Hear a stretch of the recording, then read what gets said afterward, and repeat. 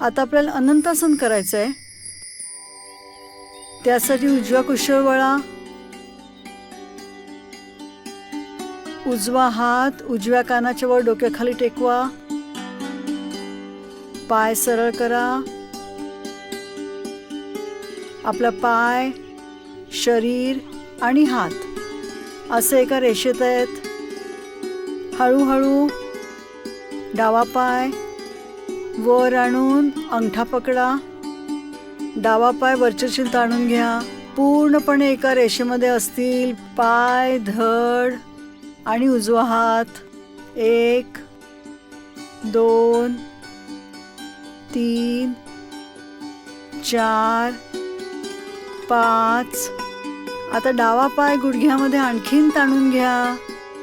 6 7 8 9 10. डावा पाय खाली आणा.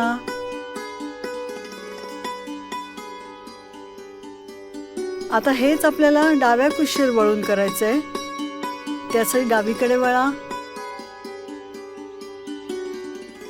डावा हात डाव्या कानाच्या वर डोक्याखाली टेकवा. पाय, धड आणि डावा हात एका रेषेमध्ये असेल असं बघा. आता उजवा पाय गुडघ्यात वाकवून उजव्या हाताने उजव्या पावलाचा अंगठा पकडा. हळूहळू गुडघा सरळ करत जा. 1 2 3 4 5. आणखीन गुडघा वर ताणून घ्या आणि डावा पाय सरळ करून घ्या. 6 7 8 9 10. उजवा पाय खाली आणा.